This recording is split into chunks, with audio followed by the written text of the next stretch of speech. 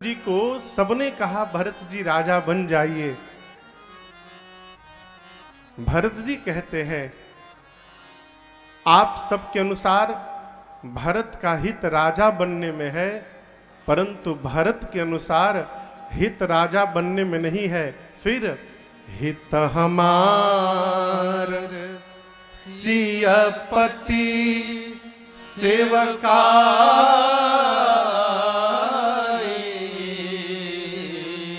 भरत का हित भैया की सेवा करने में है। समाज आपको किस दृष्टि से देखती है इसका चिंतन बाद में करिएगा, पहले इसका चिंतन करिए कि आप अपने को किस दृष्टि में देखते हैं। यदि आपकी चेतना नहीं होगी तो लोग आपको झाड़ पे चढ़ा देंगे, झाड़ को बता देंगे कि ताड़ चढ़ है, झाड़ चढ़ तो जाएंगे परंतु गिरने के बाद फिर जीवन में कुछ बचने वाला नहीं है। सबकी सुनते रहे भरत जी और अंत में गुरु आज्ञा लेकर सबको लेकर चले वन में। कल कथा हम और आप श्रवण किए, भरत जी चौथे दिन रात्रि में श्रृंगवेरपुर में आकर समाज के साथ विश्राम किए। प्रातःकाल निषाद जी जितनी नौकाएं थी घाट पर सभी नौकाओं को एकत्रित किए और एक ही बार में अयोध्या का पूरा समाज गंगा जी को पार कर गया। पार करने के बाद भरत जी सबसे आगे माताओं की पालकी निकाले और माताओं के पालकी के साथ निषाद राजगुह को लगा दिया। क्यों? निषाद जी रास्ता देखते हैं, इसलिए सबसे आगे आगे आप चलेंगे, आपके साथ माताएं चलेंगी। माताओं के बाद भरत जी ने गुरुदेव भगवान के रथ को निकाला, जितने ब्राह्मण समाज थे सबके रथ को निकाला और उनके साथ शत्रुघ्न भैया को एक घोड़े पर बिठा कर लगा दिया। गुरु जी को कोई बात कहनी होगी तो किससे कहेंगे? शत्रुघ्न से कहेंगे। गुरुदेव के रथ के बाद अयोध्या के जितने नर नारी गए थे अपने अपने वाहन पर बैठकर भरत जी सबको विदा करते गए। जब पूरा समाज श्रृंगवेरपुर गंगा पार करके चला गया, अब घाट पर बच गए भरत जी। भरत जी के 10-12 सेवक जो सैनिक हैं, वो एक हाथी है, एक रथ है और भरत जी के घोड़े का नाम है कोतल। वो कोतल वहां खड़ा है। सेवक सोचे कि भरत जी को रथ पर बैठना होगा, रथ पर बैठेंगे, घोड़े पर बैठना होगा, घोड़े पर बैठेंगे, हाथी पर बैठना होगा, हाथी पर बैठेंगे। सबको विदा करने के बाद भरत जी गंगा जी को प्रणाम किए और उसके बाद गमने भरत पया देहि पाए कोतल संग जाहि डोरिया। अपने घोड़े कोतल के लगाम को पकड़ के भरत जी अब पैदल पैदल चलना शुरू किए। सेवक देखे तो व्याकुल हो गए, कहे भरत जी कोतल पर नहीं बैठना चाहते, रथ पर बैठ जाइए। रथ पर नहीं बैठना तो हाथी पर बैठ जाइए। भरत जी कहते हैं देखो, मैं अयोध्या से भी चला तो पैदल ही चला था, परंतु मां कौशल्या ने कहा कि भरत रथ पर बैठ जाओ, तो मैं भी विचार करने लगा कि भैया भी तो अयोध्या से रथ पर ही बैठ कर गए थे, मैं बैठ गया। लेकिन गंगा जी को पार करने के बाद इस घाट से रघुनाथ जी आगे जहां भी गए हैं रथ पर बैठ कर नहीं गए हैं, मेरे भैया यहां से पैदल पैदल गए हैं। मैं उनका सेवक हूं। सेवक को जीवन में ऐसा कोई व्यवहार नहीं करना चाहिए जिससे उसकी स्वामी की बराबरी हो जाए। श्रेष्ठ में और अनुज में एक अंतर बना रहना चाहिए, वो अंतर ही उस रिश्ते की मर्यादा है। भरत जी कहते मेरे प्रभु यहां से पैदल पैदल गए हैं, मैं सेवक हूं, मैं पैदल चल के उनकी बराबरी कर रहा हूं। भरत के लिए तो उचित है कि मैं यहां से अपने सिर पे चल के जाऊं, मैं पांव पे चल रहा हूं, ये भी मैं पाप कर रहा हूं, ये उचित नहीं है मेरे लिए। भरत जी की इस तर्क को सुनकर सारे सेवक निरुत्तर हो गए। पैदल चलते चलते दिन के तीसरे पहर में भरत जी श्रृंगवेरपुर से चलकर तीर्थराज प्रयाग पहुंचे। और भरत जी प्रयाग पहुंचे, मां को सूचना मिली कि भरत जी पैदल पैदल आए हैं। कौशल्या मैया दौड़ के गई भरत जी के पास और जाकर सीधे उनके पांव को हाथ में लेकर देखने लगी। क्या दिखाई पड़ा? झलका झलकत पायन कैसे, झलका झलकत पायन कैसे, पंकज कोश ओस कण जैसे, पंकज कोस ओस कण जैसे, भरत पया देहि आए आजू, भरत पया देहि आए आजू, भयउ दुखी तरसुनी सकल समाजो, भयउ दुखी तरसुनी सकल समाजो, भयउ दुखी तरसुनी सकल समाजो, भयउ दुखी तरसुनी सकल समाजो। मां ने देखा भरत जी के पांव में छाले उस प्रकार चमक रहे थे जिस प्रकार ठंड के समय में, जाड़े के समय में आप देखिएगा कमल के पंखुड़ियों पर ओस की बूंदें मोती की तरह चमकती हैं, उसी प्रकार भरत जी के पांव में छाले चमक रहे थे। मां ने पूछा लाला बहुत पीड़ा है ना? भरत जी बोले मां इस पांव के छाले को तो आप देख रही हो, परंतु जो छाला मेरे हृदय पर निकला है मां, वो मेरे रघुनाथ जी को छोड़कर किसी को दिखाई नहीं देगा। फेड़ा समझते हैं? भोजपुरी शब्द है फेड़ा, माने पेड़, वृक्ष। भरत जी कहते मां मैंने कौन सा कर्म बिगाड़ा था कि विधाता ने मुझे वृक्ष पर चढ़ाकर ऊपर से नीचे पटक दिया। कर्म पटकलस फेड़ा पर से,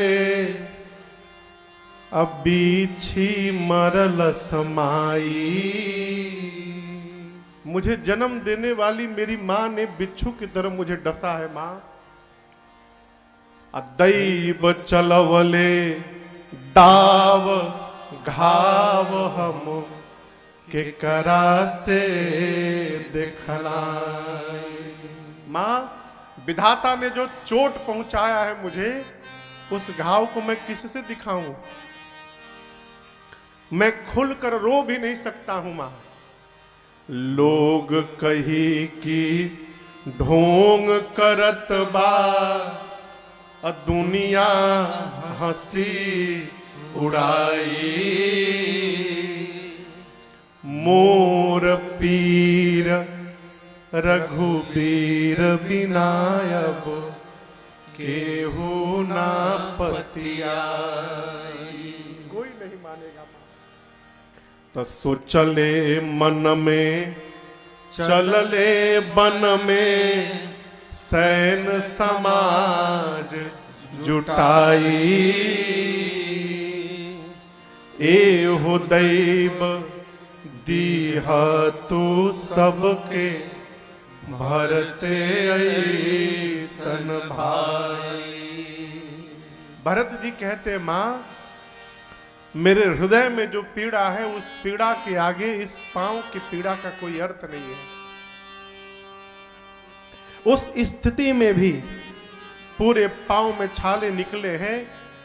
भरत जी विश्राम नहीं किए, खबर लीन ही सब लोग नहाए।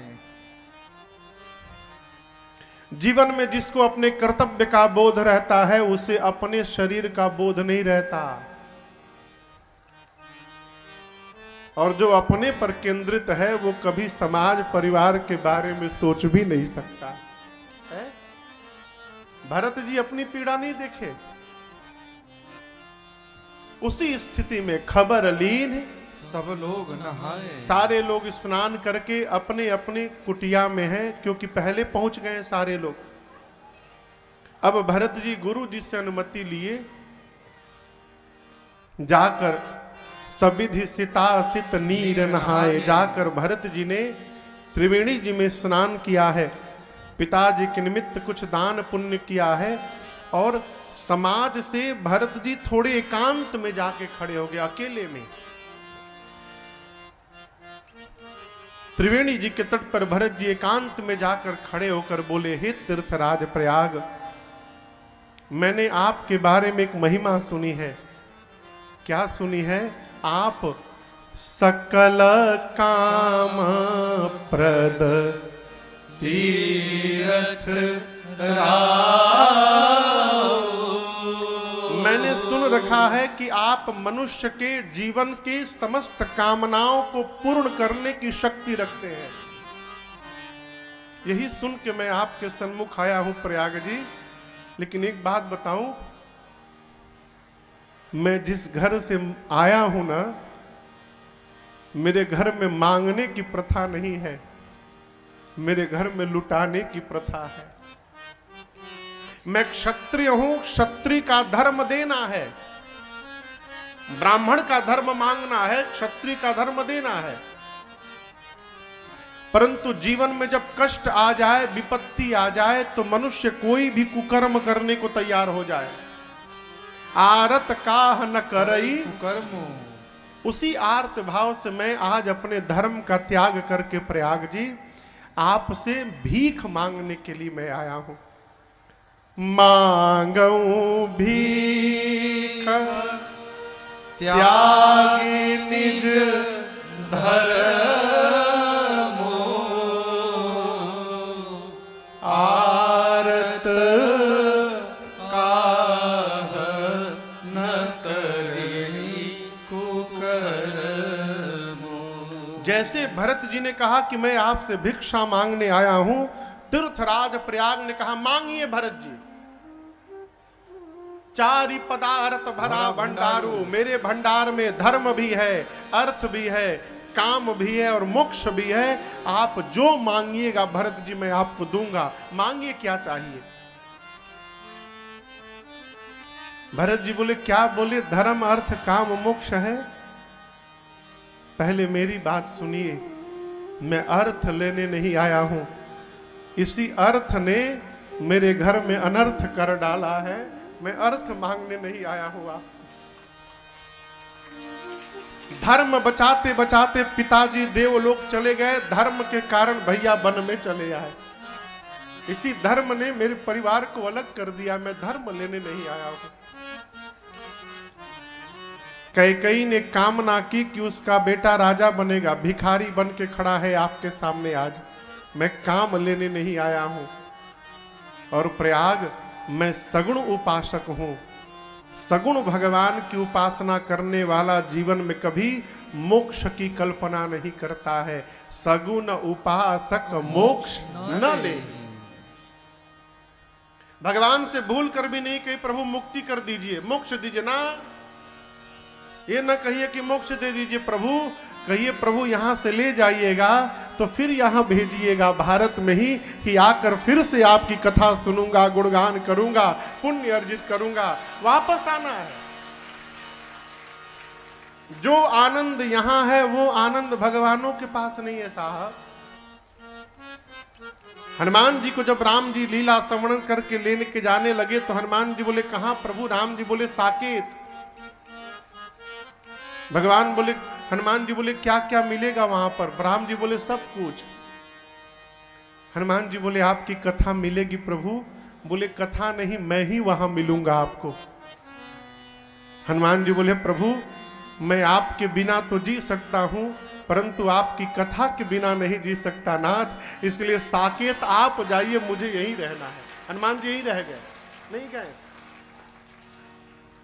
भरत जी कहते प्रभु हे तीर्थराज प्रयाग, न मुझे धर्म चाहिए, न अर्थ चाहिए, न काम चाहिए, न मोक्ष चाहिए। अर्थ चाहिए न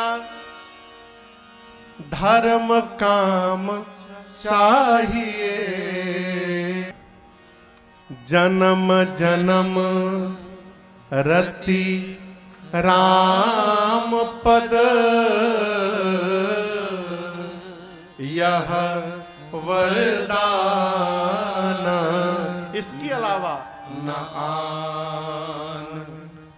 भरत जी कहते हे तीर्थराज प्रयाग एक आशीर्वाद दीजिए, इस जन्म में नहीं जन्म जन्मांतर जब जब मैं शरीर धारण करूं, मेरे भैया रघुनाथ जी के चरणों में मेरा प्रेम दिन रात बढ़ता जाए, इसके अलावा हमें आपसे दूसरा कुछ नहीं चाहिए। इसके आगे की बात और अद्भुत है। भरत जी कहते हैं कि मैं रघुनाथ जी को भैया को प्रेम करूं, लेकिन इस बात का पता मेरे भैया को न चलने पाए, वो बिल्कुल न जाने कि मैं उनको प्रेम करता हूं। प्रयाग बोले वो क्या जाने? भरत जी बोले जानहि राम कुटिल करि मोहि। रघुनाथ जी मुझे कुटिल समझे, लोग कहीं गुर साहिब द्रोही। मेरे भैया मुझे कुटिल समझे, लोग प्रजा परिवार समाज देश सब मुझे और गुरु और स्वामी का द्रोही समझे। मैं नहीं चाहता कि भैया मुझे प्रेमी समझे, वो मुझे कुटिल समझे, मैं उनको प्रेम करता रहूं। क्यों? भैया मुझे प्रेम करेंगे तब हम उनको प्रेम करें, ये प्रेम नहीं है, ये तो व्यापार हो गया। प्रेम तो तब है कोई मुझसे प्रेम न करे उसके बाद भी हम उससे प्रेम करते रहे, ये निस्वार्थ प्रेम है। मैं तो आपसे एक प्रार्थना करता हूं, सीताराम चरण रति मोरे,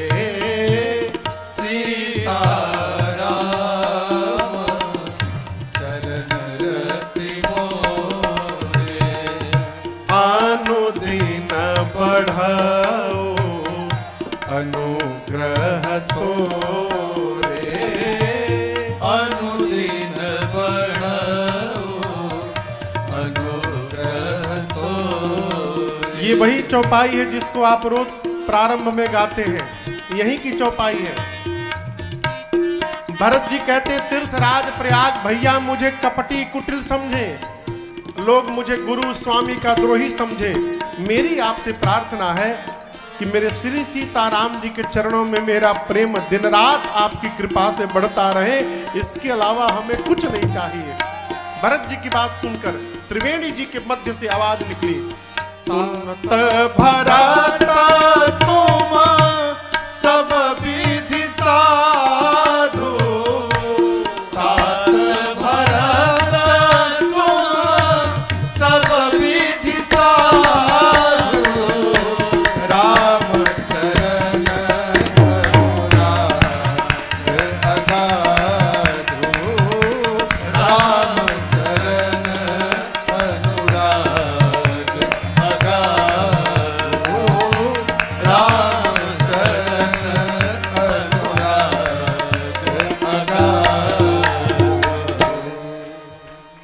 जैसे भरत जी ने ये बात कही, सीताराम जी के चरणों में प्रेम दिन रात बढ़ता रहे। त्रिवेणी जी के माझ से यानी मध्य से आवाज निकली। त्रिवेणी में 3 नदियां हैं, पता है ना कौन कौन है? कहिए। गंगा जी, यमुना जी और सरस्वती मैया। सरस्वती मैया बद्रीनाथ के पास तो दिखाई देती हैं। आप में से जो कभी गए होंगे, दर्शन किए होंगे, वहां वेद व्यास जी रचना कर रहे थे। सरस्वती जी की धारा से इतनी आवाज निकल रही थी, वेद व्यास जी ने प्रार्थना किया, मां कृपा करिए मैं लिख नहीं पा रहा हूं। तो सरस्वती जी की धारा नीचे जाती दिखती है, पत्थरों के बीच में वो नदी की धारा दिख रही कि जा रही है, लेकिन जाने के बाद वो कहां निकलती है पता नहीं। और तीर्थराज प्रयाग में गंगा जी दिखती हैं, यमुना जी दिखती हैं, सरस्वती जी नहीं दिखती। ऐसी मान्यता है कि जो सरस्वती जी की धारा बद्रीनाथ में नीचे गई, वो प्रयाग में आकर भीतर भीतर निकली हैं, इसलिए वो गंगा यमुना सरस्वती जी का संगम। तो त्रिवेणी के मध्य से आवाज निकाल सुनाई पड़ी, यानी गंगा यमुना के बीच में सरस्वती जी स्वयं बोल पड़ी। क्या बोली? तात भरत तुम सब विधि साधु। भरत जी आप सब प्रकार से साधु हैं। रघुनाथ जी के श्री चरणों में आप अगाध प्रेम करते हैं, इस बात को हम जानते हैं। इसलिए आप व्यर्थ में ग्लानि मत करिए। राम जी जितना आपको प्रेम करते हैं किसी को नहीं करते। भरत जी सुने तो प्रसन्न हो गए। पूरे समाज के साथ अक्षय वट की परिक्रमा लगाए हैं, माधव जी का दर्शन किए हैं और भरद्वाज जी के आश्रम में भरत जी आकर बैठे हैं। पूरा समाज बैठा है, यहां दर्शन करिए। भरत जी बैठे तो हैं लेकिन सिर नीचे करके ऐसे बैठे हैं, मन में सोच रहे हैं। भरद्वाज जी यदि पूछेंगे कि भरत जी पूरा परिवार समाज लेके वन में क्या करने जा रहे हैं, तो किस मुंह से उत्तर दूंगा मैं कि मेरी मां कैकेयी ने मेरे भैया को वन में भेज दिया है। मारे ग्लानि के भरत जी सिर नीचे किए हैं। यहां एक प्रसंग एक संकेत करता है कि घर परिवार में यदि हमारा कोई अपना किसी व्यवहार के कारण उसे हमसे बात करने में शर्म आ रही है, विवश होके लज्जावश वो नहीं बोल पा रहा है, तो उसके बोलने की प्रतीक्षा न करिए, आप ही आगे बढ़कर उनसे बात प्रारंभ करिए और उनके इस लज्जा को, संशय को समाप्त करिए। यहां भरत जी नहीं बोल पा रहे हैं तो भरद्वाज जी स्वयं आगे से बोले, तुम गलानि जिय जनि करहु, समुझि मातु करतूत, तात कैकेयी दोष नहीं, गई गिरा मति धूत। भरद्वाज जी कहते हैं, भरत जी आप ग्लानि न करिए, आपकी मां कैकेयी का कोई अपराध नहीं है। भरत जी वो तो सरस्वती जी आई और मति पलट के चली गई आपकी मंथरा का। हम एक बात कहें भरत जी, यदि आप राजा बन जाते न तो कोई आपको अन्यथा बुरा न कहता, कुछ नहीं कहता। आप राजा बनते तो अच्छा काम करते, लेकिन आप राजा नहीं बने तो अच्छा नहीं, बहुत अच्छा काम किए। क्यों?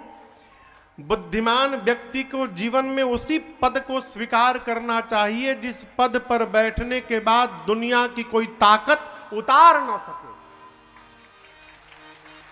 और याद रखिएगा, जितने पद पर आप बैठेंगे किसी न किसी दिन उतरना ही पड़ेगा, और जिस दिन पद से उतरे उसी दिन भूत पकड़ेगा आपको।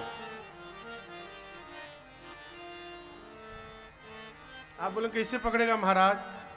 महाराज जी ये भूतपूर्व विधायक हैं, पकड़ा कि नहीं भूत? और ऐसा भूत पकड़ेगा माई बाप कि मुअलों के बाद छोड़े वाला नहीं है, फोटो टंगा रहेगा। हमारे बाबूजी भूतपूर्व विधायक थे, अरे वो चली गए, अब तो भूत से पिंड छुड़ाओ उनका। जहां किसी पद पर आप बैठे, उतरने के दिन जो भूत पकड़ेगा कभी पीछा छोड़ने वाला नहीं है। संसार में एक ही पद है जहां बैठने के बाद कभी उतरना नहीं पड़ता, और वो मेरे रघुनाथ जी का पद है। भगवान के श्री चरणों में जो बैठ गया, उतरने वाला नहीं है। फिर वो भूतपूर्व नहीं होता, वो अभूतपूर्व हो जाता है, अद्भुत हो जाता है। भरद्वाज जी ने प्रशंसा की, अब अति कीन्हेउ भरत भल, तुम ही उचित मत देहु। सकल सुमंगल मूल जग रघुबर चरण सनेहु। भगवान के चरणों का प्रेम यही जीवन के मंगल का मूल है। हम तो कहते हैं भरत जी, रघुनाथ जी आपको जितना प्रेम करते हैं उतना किसी को नहीं करते हैं। इस मर्म को मैंने सवेरे सवेरे प्रयाग में नहाते समय जाना मर्म नहात प्रयाग। भरत जी पूछे कैसे आपको पता चला कि भैया हमको प्रेम करते हैं? भरद्वाज जी बोले, भरत जी, राम जी यहाँ रुके थे, प्रातः काल त्रिवेणी जी में स्नान कराने में ले गया। त्रिवेणी जी के पास पहुंचने के बाद जैसे यमुना जी का सांवला रंग दिखा, रघुनाथ जी मुझे बोले, मुनिवर ये जो यमुना जी का रंग है ना, इसी रंग का मेरा एक भाई है, मैं सबसे मिला तो अपने भाई से नहीं मिल पाया। और जैसे मैं संकल्प प्रारंभ किया, संकल्प का मंत्र, और मंत्र के बीच में जैसे भरत खंडे शब्द आया, भरत शब्द सुनते राम जी मूर्छित हो गए, मूर्छित होके गिर गए राम जी। मैंने उठाया, लगे फपक के रोने, कहे मुनिवर अभी अभी आपने जो नाम लिया ना भरत, मेरे भाई का यही नाम है। मैं उसी दिन समझ गया रघुनाथ जी जितना आपको प्रेम करते हैं उतना किसी को नहीं करते। भरत जी हम आपकी प्रशंसा कर रहे हैं तो ये मत समझिएगा कि हम आपसे कुछ चाह रहे हो। हम उदासीन हैं, तपस्वी हैं, विरक्त हैं, लेकिन आपको एक बतावें, आज प्रकृति ने अपना एक नियम तोड़ दिया। प्रकृति का नियम है कि सदैव पुष्प आने के बाद फल आता है ना? फल पुष्प में पहले क्या आता है? पुष्प, उसके बाद फल आता है। आज प्रकृति ने नियम तोड़ दिया भरत जी, आज फल आने के बाद फल आया है। भरत जी बोले, मैं समझा नहीं आपकी बात। भरद्वाज जी बोले, मेरे जीवन भर के सत्कर्म का फल मिला, मुझे राम जी का दर्शन मिला, और राम जी के दर्शन का फल आज प्राप्त हुआ कि भरत जैसे साधु का दर्शन प्राप्त हो रहा है। प्रकृति ने नियम बदल दिया भरत जी। भरत जी स्नान किए हैं, पूरा समाज तीर्थराज प्रयाग में रुका है। भरद्वाज जी यहां अपने तप बल से जो ऐश्वर्य देवलोक में दुर्लभ है, अपने आश्रम में सुलभ कराया है। क्यों? चक्रवर्ती राजा का परिवार आया है। जिस प्रकार का अतिथि होता है उसी प्रकार की उसकी व्यवस्था करनी चाहिए। एक ही व्यवस्था में आप सबको नहीं रख सकते। तस पूजा चाहिए जस देवता, ये सिद्धांत है। पूरा समाज भरद्वाज जी के आश्रम में रहा, लेकिन किसी ने उस ऐश्वर्य को देखा नहीं। सारे लोग रात भर कीर्तन करते रहे, भगवान के नाम का स्मरण करते रहे। प्रातः काल तीर्थराज प्रयाग से भरद्वाज जी से विदा लेकर भरत जी समाज के साथ आगे बढ़े हैं। भरत जी के प्रेम, उनके भाव और उनके रघुनाथ जी के प्रति जो आस्था और श्रद्धा है, उसका दर्शन करके रास्ते के पत्थर पिघलना प्रारंभ कर दिए। भरत जी राम राम बोलते जा रहे हैं। राम बोलने में इतनी पीड़ा है कि द्रवहि बचन सुनी कुली सब पसाना। वो स्वामी जी कहते हैं रास्ते के पत्थर पिघलना शुरू कर गए। इंद्र ऊपर से ये दृश्य देखे तो सोचने लगे कि जिस भरत के प्रेम में पत्थर पिघल रहे हैं, उस भरत के प्रेम में रघुनाथ जी को पिघलने में कितना समय लगेगा। यदि भरत जी पहुंच गए चित्रकूट तो राम जी रुकने वाले नहीं है, वापस चले जाएंगे अयोध्या। राम जी वापस चले गए तो मेरी कुर्सी कौन दिलाएगा रावण से। स्वार्थी व्यक्ति को केवल अपने लाभ की चिंता रहती है हर घड़ी, उसे सामने वाले के लाभ हानि से कोई लेना देना नहीं है। इंद्र को अपने कुर्सी की पड़ी है। इंद्र पहुंचे गुरुदेव भगवान बृहस्पति के पास, देवताओं के गुरु, और जाकर बोले गुरुजी आप ऐसा कुछ करिए कि भरत जी और राम जी मिलने ना पाए। गुरुजी दोनों भाई को अलग कर दीजिए। गुरुदेव भगवान मुस्कुराए, कहे इंद्र सबके पास तो 2 नेत्र है, तुम्हारे पास 1000 नेत्र है। 1000 नेत्र होने के बाद भी अंधे बने हो। एक जीवन में सिद्धांत याद रखना, भगवान के साथ माया रचोगे, हो सकता है भगवान क्षमा कर दे, लेकिन भगवान के भक्त के साथ यदि माया रचोगे तो भगवान के क्रोध से दुनिया की कोई ताकत नहीं बचा सकती तुमको।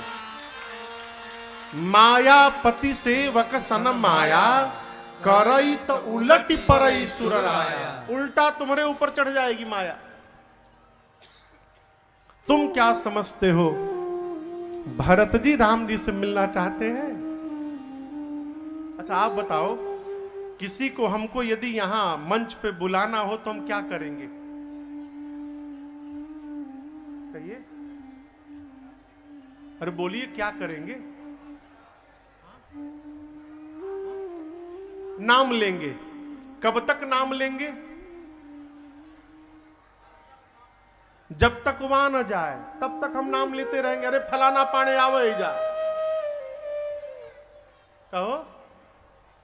यहां भगवान चित्रकूट में है, देवताओं के गुरु बृहस्पति देवलोक में देवराज इंद्र से कह रहे हैं कि आप क्या समझते हो, भरत जी राम जी से मिलना चाह रहे हैं? नहीं, राम जी चित्रकूट में भरत जी से मिलना चाह रहे हैं, इसलिए भरत जी दौड़े दौड़े जा रहे हैं।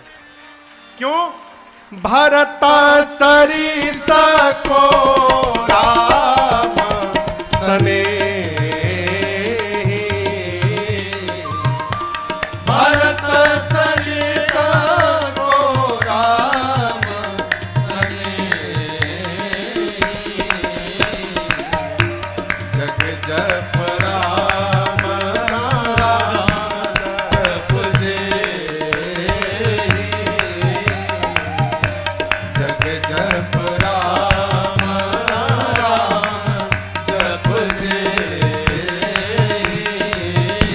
हाँ सुनो सुरेश उपदेश हमारा, सुनो सुरेश उपदेश हमारा, राम ही सेवक परम प्यारा, राम ही सेवक परम प्यारा, राम ही सेवक परम प्यारा। देवगुरु बृहस्पति जी ने कहा, इंद्र जी पूरा संसार राम राम राम राम जपता रहता है और राम जी चित्रकूट में बैठकर दिन रात भरत भरत जप रहे हैं। भरत भरत जपने का अर्थ है वो जप के भरत जी को बुला रहे हैं। और कब तक बोलते रहेंगे? जब तक भरत जी पहुंच न जाए वहां पर। इसलिए मेरी इस बात को मानिए, ये मेरा आपको उपदेश है, राम ही सेवक परम प्यारा, रघुनाथ रघुनाथ जी अपने सेवक को अद्भुत प्रेम करते हैं, परम प्यारा। माई बाप, हम भगवान को याद कर रहे हैं, ये बहुत बड़ी बात नहीं है। कल्पना करिए हमारे भगवान ही हमको याद करने लगे, क्या अद्भुत जीवन होगा वो। जीवन ऐसा रखिए कि आपका श्रेष्ठ आपको याद करे, आपका सद्गुरु आपको याद करे, ये श्रेष्ठ जीवन का लक्षण है। इस पर महात्मा लोग एक कथा सुनाते हैं।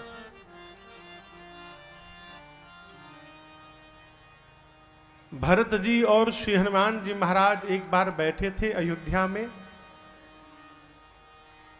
तब तक नारद जी पहुंच गए। भगवान के राजा बनने के बाद नारद जी और सनकादिक ऋषि बार बार अयोध्या आते रहते थे। नारद जी आए परम आनंद में, नारायण नारायण। हनुमान जी बोले बड़े प्रसन्न है नारद जी आप।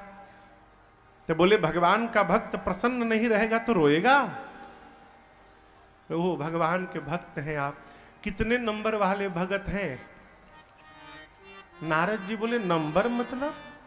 बोले आपको नहीं पता है नारद जी, भगवान ने भक्तों की डायरी मेंटेन की है, उसमें सभी भक्तों की नाम की सूची है, आपका नाम कितने नंबर पर है? नारद जी बोले नंबर तो छोड़िए, मुझे डायरी के बारे में ही पता नहीं था अब तक। बोले बताइए आप भगत हैं, आपको पता होना चाहिए ना। नारद जी पहुंचे भगवान के पास, दंड प्रणाम किए, कहे प्रभु वो भक्तों वाली डायरी थोड़ी देखनी थी। भगवान बोले आपको कैसे पता चला? हनुमान जी बता रहे थे हमको देखना है कि हमारा नंबर कितने, हमारा नाम कितने नंबर पर लिखा है। रघुनाथ जी डायरी उठाकर दिए। नारद जी पहला पेज खोले तो एक नंबर पर ही नारद जी का नाम था, पहला नंबर का भगत नारद। नारद जी नाचने लगे, अरे बाप पहले नंबर हमारा। अब लगे पढ़ने कि हनुमान जी और भरत जी का नाम कहां है। पूरा डायरी 2 बार पढ़ डाले, ना उसमें हनुमान जी का नाम था ना भरत जी का नाम। अपना नाम देखकर जितनी खुशी नहीं हुई, उससे अधिक खुशी ये देखकर हुई कि दोनों जन का नाम इसमें नहीं है। आनंद में पहुंचे फिर हनुमान जी और भरत जी के पास। हनुमान जी पूछे कि देखे, देखा ना कितना नंबर? 1। पहले नंबर पर नारद लिखा हुआ है, देवर्षि नारद हमरे नाम है। भरत जी पूछे कि हम दोनों का नाम कितने नंबर पर था? नारद जी बोले देखिए बिल्कुल उदास नहीं होना है, एकदम सही मार्ग पे आप दोनों चल रहे हैं, घबराना नहीं है, लगे रहिए, आज नहीं तो कल तो नाम चढ़ ही जाएगा आप लोगों का। अभी चढ़ा नहीं है लेकिन चढ़ेगा, आप घबराइए मत, उदास नहीं होइएगा। भरत जी बोले कौन सी डायरी देखे थे आप? बोले कौन सी डायरी मतलब? इतनी बड़ी डायरी थी, इतनी मोटी, हम पूरा पलट के देख लिए। हनुमान जी बोले पॉकेट डायरी नहीं देखे भगवान का? एक पॉकेट डायरी भी रखे, छोटा सा, बड़का डायरी लेके कहां कहां घूमेंगे, छोटा डायरी भी रखे हैं। नारद जी बोले अरे, हनुमान जी बोले उसमें भी कुछ भगत का नाम लिखा है। नारद जी फिर पहुंचे भगवान के पास, कहे प्रभु छोटका डायरी या पॉकेट वाला एक बार दिखा दीजिए प्रभु। भगवान निकाल कर दिए तो उस डायरी में केवल 2 नाम लिखे थे। पहले नंबर पर भरत जी का नाम और दूसरे नंबर पर श्री हनुमान जी का नाम। पूरी डायरी में केवल 2 नाम। नारद जी बोले प्रभु ये किनका नाम है? राम जी बोले मेरे भक्तों का नाम है। अब प्रभु बड़ी डायरी में किसका नाम है? वो भी मेरे भगत हैं। तो ये प्रभु भेदभाव क्यों? सबका नाम एक डायरी में, 2 लोगों का नाम छोटे डायरी में। भगवान बोले नारद जी बड़की डायरी में जितने नाम है ना, वो मेरे वो भक्त हैं जो मुझको याद किया करते हैं। आई छोटकी डायरी में जो 2 नाम है, ये मेरे वो भक्त हैं जिनको राम याद किया करता है दिन रात। ये मूल अंतर है। क्या श्रेष्ठ जीवन है भरत जी का हो। जग जप राम राम जप जे। पूरा संसार राम राम जपता है। राम जी दिन रात भरत भरत जपते हैं। देवगुरु बृहस्पति ने इंद्र को समझाया, कल्याण चाहते हो तो भरत जी को दंडवत करो। देवताओं के साथ देवलोक से ही देवराज इंद्र भरत जी को प्रणाम करते हैं। इधर भरत जी पूरे समाज के साथ चल रहे हैं। कल आपको सुनाया था कि राम जी जिस गांव के बगल से गुजरते हैं, गांव वाले बाहर आ जाते हैं और बाहर आके बात करते हैं, दोनों कहां से आए होंगे, इतने सुंदर हैं, अपने आप प्रकट हो गए होंगे। जैसे उस गांव के बगल से भरत जी गुजरे, बच्चे गांव के बाहर खेल रहे थे, बच्चों ने भरत शत्रुघ्न जी को देखा, सांवला गोरा। उधर राम लक्ष्मण जी भी सांवले गोरे थे। बच्चे भागे गांव की ओर, जाकर अपने अपने घरों में माता पिता से बोले, उस दिन जो दोनों आए थे फिर आ गए। कोल भीलों का पूरा गांव टूट पड़ा। गांव के बाहर पूरे लोग गांव की आके खड़े हो गए। लाठी ले लेके बूढ़ बूढ़ लोग खड़े हैं, देख रहे हैं। वही है क्या? लग तो उनके जैसे ही रहे, सांवले गोरे हैं। एक ने कहा, नहीं नहीं वो नहीं है, उनके साथ तो एक स्त्री थी, इनके साथ तो विशाल सेना और समाज दिख रहा है, वो नहीं है ये। तीसरे ने कहा, बिल्कुल ठीक बोले, वो नहीं है। क्यों? वो दोनों तो हंसते हंसते जा रहे थे, ये दोनों रोते रोते जा रहे हैं, ये उस दिन वाले नहीं लग रहे हैं। एक वहां के बुजुर्ग बाबा ने कहा, मुझे पता है, पहले जो दोनों आए थे ना, ये दोनों उन दोनों के भाई हैं। पहले वाले घर से रूठ के जंगल में आ गए हैं ना, तो लग रहा है कि ये दोनों अपने भैया को मनाने के लिए जा रहे हैं, ऐसा मुझे लगता है। उन्हीं के पास जा रहे हैं ये दोनों। फिर एक मुखिया जो थे वहां के पूरे समाज के, उन्होंने कहा, देखो उन दोनों से हम लोगों ने कहा था कि हमको साथ में रखिए, तो उन लोगों ने मना कर दिया। इनके साथ पूरी समाज, पूरा भीड़ जा रहा है, क्यों ना हम लोग भी इस भीड़ में शामिल हो जाएं। इनके साथ चलेंगे तो हम लोग भी उनके पास पहुंच जाएंगे। गांव के कोल भी आके भरत जी से बोले, हम भी आपके साथ चले। भरत जी ने किसी को मना नहीं किया। जानते हैं क्यों? साधु हैं। साधु का यही काम है, भगवान के नाम का पताका लेके समाज में घूमता रहे, और जो जो यात्रा में इच्छुक हो उसको अपने साथ जोड़ के और भगवान के चरणों तक पहुंचाता रहे। यही साधु का व्यवहार है। भरत जी सबको ले लिए। सबको लेकर भरत जी पहुंचे मंदाकिनी जी के तट पर चित्रकूट में। गोस्वामी जी कहते हैं, उहाँ राम रजनी अवशेषा, वहाँ राम रजनी अवशेषा, जागे सिय सपन अस देखा, जागे सिय सपन अस देखा, सहित समाज भरत जनु आए, सहित समाज भरत जनु आए, नाथ वियोग ताप तन ताए, नाथ वियोग ताप तन ताए, सुनि सिय सपना भरे जल लोचन, सुनि सिय सपना भरे जल लोचन, भय सोच बस सोच विमोचन, भय सोच बस सोच विमोचन,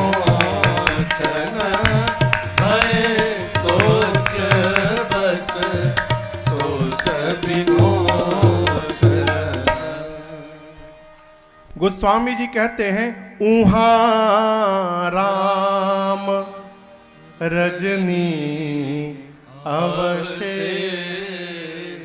वहां राम जी रात्रि बीतने के बाद जगे। कहां पर? कहां पर?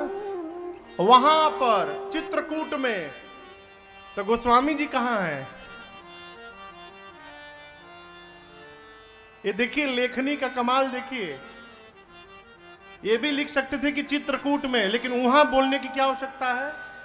गोस्वामी जी कह रहे हैं वहां चित्रकूट में राम जी जगे। तो गोस्वामी जी कहां? यहां कहां? भरत जी के पास। भरत जी के पास अपने आप को गोस्वामी जी मानसिक रूप से रखे हैं। क्यों? गोस्वामी जी भी जानते हैं भरत जी जैसे साधु के पीछे पीछे लगा रहूंगा तो एक दिन मैं भी भगवान के चरणों तक पहुंच जाऊंगा, इसलिए अपने आप को भरत जी के पास रखे। यहाँ कहते वहां चित्रकूट में रात्रि बीतने के बाद राम जी जगे। सीता मैया ने कहा प्रभु मैंने सपना देखा है। क्या देखा है? अरे अवतार भाई भरत पीर से शरीर बाजरत। अवतार भाई भरत पीर से शरीर बाजरत। उनकर अरे पातर भइल बा तनवा नाथ सुनी ना ऐसन देखनी हाँ सपनवा नाथ सुनी ना। मैंने स्वप्न देखा है प्रभु भरत जी आ रहे हैं। ताप के कारण शरीर दुर्बल हो गया है, माताएं हैं, लेकिन प्रभु आज माताओं का स्वरूप मुझे मंगल नहीं दिखाई पड़ा नाथ सपने में। जैसे सीता मैया ने बात कही राम जी रोने लगे। कहे जानकी क्या बोल रही हैं आप? भोर बेला का स्वप्न है, कहीं सत्य न निकल जाए। तुरंत लक्ष्मण भैया को बुलाएं और शंकर भगवान की आराधना में बैठ गए। बाबा कृपा करिए मेरे परिवार पर। पूजन करके रघुनाथ जी मुनियों का आदर सम्मान करके अभी बैठे थे। बाबा कहते हैं सन्मान सुर मुनि बंधि बैठे उतर दिशि देखत भय न बधूरि खग मृग भूरि भागे विकल प्रभु आश्रम गए। तुलसी उठे अवलोकिकारत काहतिक सचकित रहे सब समाचार किरात कोलनि आई तेहि अवसर कहे आई तेहि अवसर कहे आई तेहि अवसर कहे। मुनियों का आदर सम्मान करके परमात्मा बैठे थे। तब तक अचानक उत्तर दिशा की आकाश में दृष्टि गई। पूरा आकाश धूल से भर गया। पक्षी चहचहा कर भागने लगे। भगवान व्याकुल होकर आश्रम में दौड़े। जाकर देखे कोल भील रघुनाथ जी को ढूंढ रहे हैं। कोल भीलों ने कहा प्रभु दंडवत, आपके जैसे कोई भाई है क्या आपके? आप ही के रंग के? राम जी बोले हाँ। उनका नाम भरत है प्रभु। राम जी बोले हाँ क्या हुआ? प्रभु भरत जी आ गए। जैसे राम जी सुने भरत जी आ गए हैं, सुनत सुमंगल मन प्रमोद तन पुलक भर शरद सरोरुह नैन तुलसी भरे स्नेह जल। जैसे प्रभु के श्रवणों में कानों में ये शब्द गूंजा कि भरत जी आ गए। शब्द भरत शब्द कान में प्रवेश करते रघुनाथ जी के शरीर के रोंगटे खड़े हो गए। एक एक रोम पुलकित हो गए। नेत्र से झरझर प्रेम के आंसू निकलने लगे। भगवान गदगद हो गए। लेकिन अगले क्षण प्रसन्नता के बाद अगले क्षण भगवान दुख में आ गए, चिंतित हो गए। चिंता किस बात की? कारण कवन भरत आगमन। क्यों आ गया? मैंने तो भरत जी के लिए सूचना भिजवाई थी कि भरत जी राज सत्ता संभालेंगे, वन में क्यों चले आए? अभी सोच ही रहे थे, तब तक किसी ने आकर कोल ने कहा, प्रभु एक और सूचना सुनिए, भरत जी तो अभी आगे आगे हैं। पीछे पता चला है कि भरत जी अकेले नहीं आए हैं, सेन संग चतुरंग न थोड़ी, साथ में चतुरंगिनी सेना लेकर आए हैं। राम जी को लगा कि वन में भैया को अकेला जानकर मेरा भाई सैनिक देने के लिए आया है, सेना देने के लिए आया है। अब राम जी चिंतित हैं कि यदि भरत जी आकर कह दे कि भैया वापस चलिए, मैंने जीवन में अभी भाई को कभी अपने ना नहीं बोला है, आज भरत को ना कैसे बोलूंगा? इधर भाई का प्रेम है, इधर पिता का वचन है, मैं निर्वाह किसका करूंगा? हमारे महाराज श्री कहा करते, बाबू जीवन में जिसके साथ जीना मरना है, जिसके साथ जीवन भर यात्रा करनी है, सबसे पहले उसके स्वभाव को जानने का प्रयास करना। साथ में रहने वाले लोगों के यदि स्वभाव का पता चल गया, फिर यात्रा करने में कठिनाई नहीं होगी, उनके साथ व्यवहार करने में कठिनाई होने वाली नहीं है। जैसे रघुनाथ जी द्वंद्व में आए, प्रभु नेत्र बंद करके और भरत जी के स्वभाव का चिंतन करने लगे, और जैसे स्वभाव आंखों के सामने में आया, भगवान मुस्कुराने लगे, मन में कहने लगे, मैं व्यर्थ में चिंतित हूं, मेरे भाई को मेरे से अच्छा कौन जानता है? मेरे भरत का स्वभाव है, भरत जीवन में उतना ही करते हैं जितना उनके भैया राम कहते। भरत कहे महू साधु साधु सयाने, भरत जी मेरे कहने में रहते हैं। वो मनुष्य धन्य है, वो जीव बड़भागी है। कौन? घर में जिसके कहने में कोई जी रहा है। यदि आपके परिवार में कोई भी, आपकी पत्नी, आपका बेटा, बेटी, भाई, सेवक कोई हो, यदि कोई आपके कहने में जी रहा है, अर्थात जितना आप कहते हैं सामने वाला उतना ही करता है, आप अपने को धरती का सबसे सौभाग्यशाली जीव समझिएगा। हम बड़भागी हैं। भरत जी का जीवन क्या है? भरत जी उतना ही करते हैं जितना राम जी कहते हैं। प्रभु सोचे, ये मेरे भाई का स्वभाव है, कल भी भरत वही करेंगे जो मैं कहूंगा, फिर क्यों चिंता, आने दो भरत को। इधर लक्ष्मण जी भगवान के मुख पर चिंता की रेखाओं को देखकर लक्ष्मण जी आग बबूला हो गए। निकाल लिए बाण, चढ़ा लिए, धनुष पर मार दूंगा, इसको भरत को मार दूंगा, सेना लेकर युद्ध करने आ गया। ऐ खूब गरजे लक्ष्मण जी। आकाशवाणी, भाई आकाशवाणी ने लक्ष्मण जी को संभाला।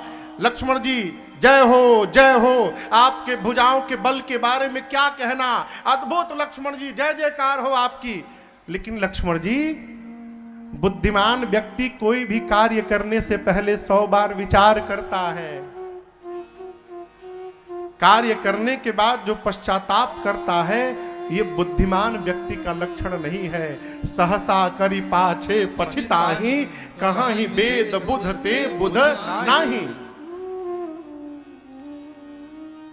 रघुनाथ जी बोले, लक्ष्मण तुमने बहुत अद्भुत बात कही। अब यहां देखिए रघुनाथ जी के साथ कितनी समस्या है, आप इसका दर्शन करिए। लक्ष्मण जी प्रभु प्रेम में अपना सर्वस्व त्याग करके साथ में आ गए हैं। भरत जी सर्वस्व छोड़ के यहां आए हैं। दोनों राम प्रेमी हैं। आज लक्ष्मण जी भरत जी को मारने की बात कर रहे हैं। राम जी को लक्ष्मण जी का भी मन बचाना है और अपने भाई भरत की भी रक्षा करनी है। राम जी यहां सीधे नहीं बोले कि लक्ष्मण चुप रहो, गलत बोल रहे हो ना, ये नहीं बोले। राम जी कहते हैं लक्ष्मण अद्भुत कहा आपने, आपने बिल्कुल सही कहा भाई कि संसार में सबसे कठिन अहंकार मद कोई है तो राज सत्ता का मद है। लेकिन आप कह रहे हो लक्ष्मण कि मेरे भाई भरत को अयोध्या की सत्ता प्राप्त होने के बाद मद हो गया है। मैं कहता हूं मेरे भाई को अयोध्या क्या, भरत को यदि ब्रह्मा विष्णु और महेश की भी सत्ता प्राप्त हो जाए उसके बाद भी मेरे भाई को अहंकार होने वाला नहीं हो सकता। लक्ष्मण सिरके के बूंद से पतीली का दूध फट जाएगा। पतीली में दूध रखा हो और उसमें सिरके का बूंद डालिए तो पतीली का दूध फट जाएगा, लेकिन सिरके के बूंद से दूध का समुद्र फटने वाला नहीं है। मेरे भरत समुद्र है। लक्ष्मण मैं कहता हूं जिस सूर्य के आने के बाद अंधकार समाप्त होता है, यह संभव है कि किसी दिन अंधकार सूर्य को निगल जाएगा, हो सकता है। जल से मछली को निकाल दो तो मछली मरेगी नहीं, जीवित रह जाएगी, हो सकता है। धरती अपने क्षमा तत्व का त्याग कर दे, संभव है, हो सकता है। लक्ष्मण मच्छर के फूंक मारने से सुमेरु पर्वत उड़ जाए, हो सकता है। लेकिन एक बात कहूं, मेरे भाई भरत के मन में अभिमान हो जाए, यह किसी युग में नहीं हो सकता, ऐसा कदापि नहीं हो सकता, ये मैं कहता हूं। और राम जी कहते कहते तो इतना कह दिए, लखन तुम्हारी सौगंध, अयोध्या में बैठे पूज्य बाबूजी की सौगंध लेकर कहता हूं, पूरी सृष्टि में मेरे भरत जैसा दूसरा कोई भाई नहीं है। जैसे प्रभु ने भरत जी की प्रशंसा की है, लक्ष्मण भैया को भी अपने वाक्य पर ग्लानि हुई। इधर मंदाकिनी जी के तट पर भरत जी प्रातः काल जगे, गुरुदेव एवं माताओं के पास जाकर अनुमति लिए, आज्ञा मिले तो सबसे पहले मैं भैया के चरणों का दर्शन करना चाहता हूं। अनुमति मिली, शत्रुघ्न भैया को साथ में लिए, निषाद राजगुरु अगुवाई किए और भरत जी उनके साथ चलने लगे।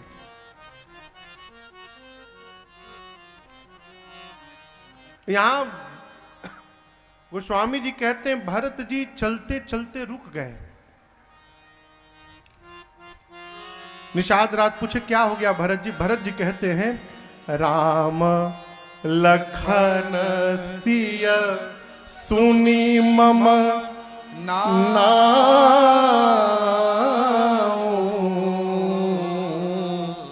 उठी जनी अनत जाहि तज निषाद जी, अयोध्या में मेरे आने से पहले भैया वन में क्यों आ गए आप जानते हैं?